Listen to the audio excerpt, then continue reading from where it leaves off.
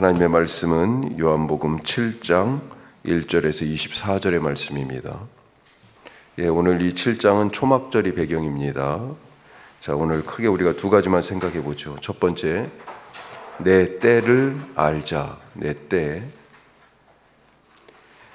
때에 대해서 지금 말씀이 시작되고 있어요. 자, 전 세계에서 사용하는 시간의 기준, 우리가 지금 이 아침에 기도회를 6시에 하는데 이 6시라고 하는 이 시간의 기준이 어디에서 시작됐습니까? 학교 다닐 때 우리 배웠잖아요. 본초 좌우선. 경도, 영도를 기준으로. 근데 어디를 삼았어요? 가상의 선을 남과 북으로 그은 이게 경도잖아요. 영국 런던의 그린시 천문대. 거기를 영도로 삼고, 그래서 본초 좌우선이라고 부르고, 거기서부터 이게 360도잖아요. 그리고 24시간으로 나누니까 1시간에 15도씩 그린치 천문대를 중심으로 해가지고 동쪽은 빠른 거고 그 다음에는 느린 거고, 우리나라는 135도예요. 동경 135도. 그래가지고 9시간이 빠릅니다. 영국 런던보다. 그렇게 돼 있는 거죠. 기준시가 영국 런던을 지나는 가상의 선이에요. 자, 지금은 휴대폰이 뭐 다 디지털로 돼 있으니까, 그래서 딱히 이제 그럴 일이 없지만 옛날에 어땠습니까? 12시가 딱 되면, 뭐 12시뿐만 아니라 정시가 되면 라디오에 라디오 시계 맞춰야 돼. 그래가지고 시계를 맞췄잖아요. 띠 12시를 알려드립니다. 띠 이 소리에 띠 딱 눌러가지고 맞추기도 하고 그러지 않았습니까? 차도 그랬잖아요. 차도. 만약에 누가 나는 내 시간을 따로 정할 거야 그러면서 아침에 해 뜰 때 그때를 나는 0시로 해야 되겠다 그렇게 정하고, 또 다른 사람은 나는 저녁에 해 떨어질 때 그때를 0시로 해야지. 사실 하루 기준이 유대인들은 해가 질 때부터 하루가 시작하는 거고, 우리는 아침에 해가 뜰 때부터 하루가 시작하는 걸로 그렇게 생각하고 있었잖아요. 기준이 다르죠. 그런데 이렇게 아침에 해 뜰 때, 저녁에 해 떨어질 때를 0시로 하는 두 사람이 각각 만나 9시에 만나자 그리고 약속 장소에 가면 절대 못 만나는 거죠. 사람의 시간은 하나님께 맞춰야 됩니다. 그리스도인이라면 더더욱 하나님의 때를 살아가야 할 것이다. 오늘 말씀 초막절이 배경이잖아요. 가을 추수를 끝내고 곡식을 저장한 후에 드리는 일종의 추수 감사제라고 얘기할 수 있습니다. 그래서 수장절, 저장하고 나서 저장의 절기다 그래서 수장절이라고도 하고, 초막절 혹은 장막절이라고 하는 것은 유대 광야에서 출애굽 후에 텐트를 치고 살던 그때를 생각하는 거죠. 자, 하여튼 시기적으로는 지금 그때예요. 이 초막절은 6월절, 77절, 이게 다 사실 농사와 관계되어 있습니다. 이스라엘 역사하고도 관계되어 있지만 6월절은 출애굽을 기념하잖아요. 그 다음에 77절은요 시내산에 가서 율법을 받았을 때 하고 맞아요. 매칭이 돼요. 그리고 초막절은 지금 천막을 치고 광야에서 사는 것, 이거 얘기했죠. 6월절은 뭐라고 할까요? 씨가 심겨지는 때라고 볼 수 있습니다. 우리 시대로 얘기하면 봄이잖아요. 그렇죠. 그 다음에 77절은 보리의 추수와 더불어서 밀의 추수가 된 때 처음. 그 다음에 수장절은 그것을 저장한 때. 얘기가 조금 지금. 자, 하여튼 이 세 절기 모든 유대인들이 예루살렘에 있는 하나님께 와서 배워야 한다 이렇게 되어 있습니다. 그래서 사람들은 다른 때는 몰라도 이 세 절기는 예루살렘에 가서 명절을 지키려고 애를 썼어요. 순례하는 절기입니다. 자, 이 초막절에 예수님의 형제들이 지금 갈릴리에 같이 있잖아요. 예수님에게 예루살렘에 올라가야 되지 않냐고 지금 다그치고 있는 것입니다. 자, 4절 거기에 대해서 예수님 4절 어떻게 다그치는지 한번 보죠. 4절 말씀 같이 한번 읽겠습니다. 스스로 나타나기를 구하면서 묻혀서 일하는 사람이 없나니 이 일을 행하려 하거든 자신을 세상에 나타내소서. 이 형제들이 볼 때 예수님이 하는 일이, 아니 정말 그렇다면 당신이 메시아라면 사람들 앞에 자기를 드러내야 될 거 아니야. 지금 그렇게 얘기하고 있는 거죠. 그렇게 사람들에게 자기를 알려서, 사실 요즘 선거한다 그러면 뭐가 제일 중요해요? 선거 막 차 돌아다니잖아요. 왜? 이름 알려야 되잖아. 우선은 이름이라도 알려야지. 그래야 사람들이 저 사람 한 번 더 기억하고 대중들의 인정과 지지를 받고 명성을 얻어라. 지금 그렇게 다그치고 재촉하고 있습니다. 철저하게 세속적인 방식이죠. 세속적 방식입니다.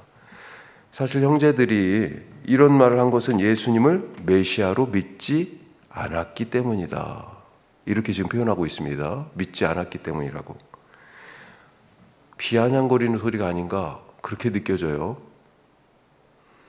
예수님은 이런 비아냥에도 불구하고 진실하게 대답하십니다. 6절에 뭐라고 말씀하세요? 아직 내 때가 이르지 아니하였다. 8절에서도요. 아직 내 때가 아직 차지 아니하였다. 우리가 보기에 지금이야, 딱 지금이 적기인데, 특히 농사 짓는 우리 농부 같은 경우는 더 그렇죠. 지금 비가 와야 되는데, 왜 그러냐면 내일 추수해야 되거든요. 그러면 비가 오면 안 되죠. 지금 비가 안 와야 되는데, 이런 비가 와야 되는데 안 와야 되는데 생각하는 딱 맞는 때, 적기가 있습니다. 지금을, 그 적기를, 바로 지금 이때를 놓칠까봐 조급해집니다. 그래서 그렇게 때가 놓쳐졌다 생각할 때 내 때를 하나님이 외면한다고 원망도 하고, 믿음이 흔들리고 하나님이 나를 잊으신 거 아니야? 그렇게 낙심도 되고, 예수 믿어봐야 소용없다 이런 생각까지도 들어가게 되고, 그러다가 하나님을 떠나는 사람들도 있죠. 자, 그런데 아브라함 한번 생각해 보십시오. 아브라함 아들에 대한 아브라함이 최고의 때다라고 생각하던 아브라함의 때와 하나님이 정하신 하나님의 때가 달랐어요. 달랐어. 아브라함이 자기 때를 가져오려고 엄청 애썼습니다. 종을 상속자로 삼기도 하고, 여종을 통해서 이스마엘, 다른 아들을 낳기도 하고. 그런데 하나님이 아직 아니야. 아직 그때 아니야. 하란에서 떠나올 때가 75세라고 돼 있었는데, 이스마엘을 낳을 때가 86세였는데, 정작 이삭을 낳은 때는 몇 세요? 100세예요. 100세. 때가 달랐어요. 이스라엘 백성들이 400년간 노예 생활을 했습니다. 이집트에서. 얼마나 구원을 위하여, 내가 그 부르짖음을 들었다 그러셨잖아요. 그래서 지금 구원하신다. 근데 너무 늦어도 400년간이나, 400년이에요. 400년. 하지만 하나님의 때가 왔어요. 예수님은 철저하게 자기의 시계를 하나님께 맞췄습니다. 아직 내 때가 이르지 않았다. 이때는 예수님이 정한 때가 아니라요, 예수님의 내 때라고 하는 이 내 때는 내가 정하는 시간이 아니고 하나님이 나를 위하여 정하신 시간, 하나님의 때예요. 어떤 때입니까? 예수님의 아직 오지 않은 이 때, 십자가를 질 때예요. 우리가 앞으로 계속 요한복음이 있겠습니다만 잘 보십시오. 이 때에 대한 말씀이 내 때, 가나의 혼인잔치에도 그때에서도 맨 처음 나오는데, 어머니가 부탁하자 아직 내 때가 이르지 않았다라고 말씀하십니다. 계속 나와요. 그때가 와요. 예수님의 십자가를 질 그때가 반드시 옵니다. 우리의 때가 와요. 하나님이 우리를 향하여 갖고 계획하신 그때가. 어떻게 해야 됩니까?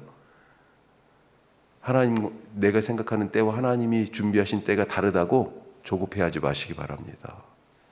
하나님이 최고의 때를 준비하셨어요. 그 때를 기다리고 믿음으로 그 때를 준비하실 수 있길 바랍니다. 자, 두 번째, 겉모습이 아니라 진실을, 그 겉모습에 감싸 있는 진실을 봐야 되죠.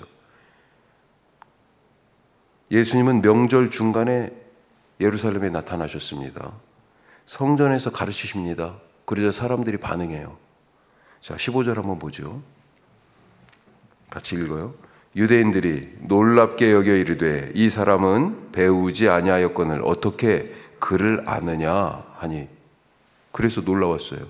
어떻게 알았을까요? 예수님이 그를 배웠는지 안 배웠는지. 전에 1장에서 나다나엘이 빌립이 와가지고 내가 메시아를 만났어, 그렇게 얘기합니다. 그러자 누군지 알았어요. 뭐라고 대답해요? 나사렛에서 무슨 선한 것이 날 수가 있어? 갈릴리 사람, 나사렛 사람. 갈릴리, 이제 저 크게는 다 갈릴리예요. 이 갈릴리 무식쟁이들, 이렇게 지금 생각하고 있는 거죠. 그쪽 출신을 차별하고 깔보고 멸시하는 지역 차별의 정서가 있었어요. 지금 이 사람들도 마찬가지입니다. 예수님이 갈릴리 출신인 것을 지금 알고 있다는 얘기입니다. 분명히 글도 제대로 배우지 못했을 텐데 당연히 예루살렘에 이 어떤 권위 있는 그 학파들이 있잖아요. 랍비 학파들이. 그 스승한테, 그 랍비한테서 배우지 않았을 텐데, 그런데 어떻습니까? 분명 예수님의 말씀하시는 것은 놀라워요. 지금 놀랐다고 돼 있잖아요. 그런데요, 출신을 보니까 그게 아쉽네요. 그 권위를, 가르침에는 놀랐지만 권위는 인정하지 않았어요. 명함도 없고요, 배경도 없고, 줄도 없고, 누구 학파 출신이라는 이력서도 없습니다. 우리나라 역사에 고졸 출신 대통령이 두 분 있었어요. 그렇죠? 한 분은 그래도 그 정도까지는 아니었지만 또 한 사람은 엄청 깔봤죠. 사람들이, 기득권, 실력이 아니라 학벌을 놓고 기득권 세력에서 멸시하면서 대놓고 비토했습니다. 그런데 사실 누가 나라를 망칩니까? 역사 속에서 우리나라만 봐도 엘리트들이 망쳐요. 자기들이 엘리트라고 하는 사람들이. 예수님은 당신의 가르침이 이 멸시하고 깔보는 사람들을 향해서 내 가르침이 어디에서 왔다고 말씀하십니까? 16절 보시죠. 예수께서 대답하여 이르시되 내 교훈은 내 것이 아니요 나를 보내신 이의 것이니라. 정말 멋진 말씀 아니에요? 내가 하는 행동은 어디에서 왔어요? 내가 하는 말은 어디에서 왔어요? 나를 보내신 이에게서 왔어요. 사람들은 겉모습만 보고 예수님의 가르침을 놀라기는 해놓고 그걸 인정하고 싶지 않은 거예요. 깔보고 멸시했지만 예수님의 가르침은 사람에게서 나온 것이 아니라 하늘 아버지에게서 온 것입니다. 사실 이 사람들은요, 그래서 예수님을 멸시하고 깔본 게 아니라 하나님을 무시하고 멸시하고 업신여기고 하나님을 깔본 거예요. 겉모습이 아니라 진실을 볼 수 있길 바랍니다. 오늘 누구를 만나든지. 그래서 마지막에 예수님이 뭐라고 말씀하세요? 24절, 외모로 판단하지 말고 공의롭게 판단하라. 오늘 그런 날 되시기를 주님의 이름으로 축복합니다. 기도하겠습니다. 내 때를 알자. 나는 시간을 어디에다 맞춰서 살고 있어요? 나를 위하여 준비한, 내가 생각하는 것보다 더 최고의 시간이 하나님을 통하여 준비되어 있습니다. 하나님의 때에 맞추어 살게 하시고, 그 때가 서로 내가 생각하는 때와 하나님이 준비하신 때가 안 맞는다고 어떻게 해야 돼요? 하나님께 순종해야죠. 하나님을 믿으십시오. 믿음으로 준비하고 기도하며 기다리게 하여 주시옵소서. 때로는 내가 지나가는 시간이 이스라엘 백성들의 400년 포로 생활 같은 그런 느낌일 때가 있어요. 요셉의 보디발의 집에서 종살이하고 왕의 감옥에서 죄수가 되어 있던 때와 같은 그런 느낌일 때가 있어요. 폭복하고 속이 터지죠. 하지만 하나님의 때가 옵니다. 자유를 주시고 해방하시고 치유하시고 그 자리에 하나님이 원하시는 자리에 세우실 그때 오늘 하나님의 때를 알게 하옵소서. 기도하시고 겉모습이 아니라 내면의 진실을 보게 하옵소서. 외모가 아니라 하나님께서 보라 하신 것, 그 진실을 보게 하옵소서. 우리 기도하실 수 있길 바랍니다. 뿐만 아니라 오늘 수요 말씀마당이 있고요. 그리고 우리 선교 동역지 오늘 위해서 기도하는데 박선우 선교사님이 사실은 급하게 일이 있어서 들어오셨어요. 어떤 분들이 좋은 마음에 지금 거기가 약간 이제 건물도 조금 지나고 그래서 물이 새는 것 같아요. 지붕에서. 네, 그래서 그걸 근데 수리하라고 자재를 보내왔어요. 한국에서.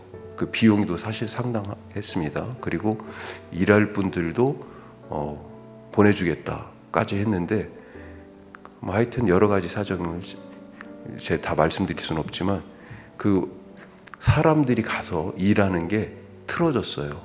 예, 자기들끼리 막 서로 다투고 그래가지고 자재가 와 있는데 일할 사람이 없어요. 어떻게 해야 되는지도 잘 모르고 그런 일 때문에 갑자기 급하게 지금 오셔서 사람을 어떻게든지 선교사님이라도 그 일을 배워보려고 지금 오셨어요.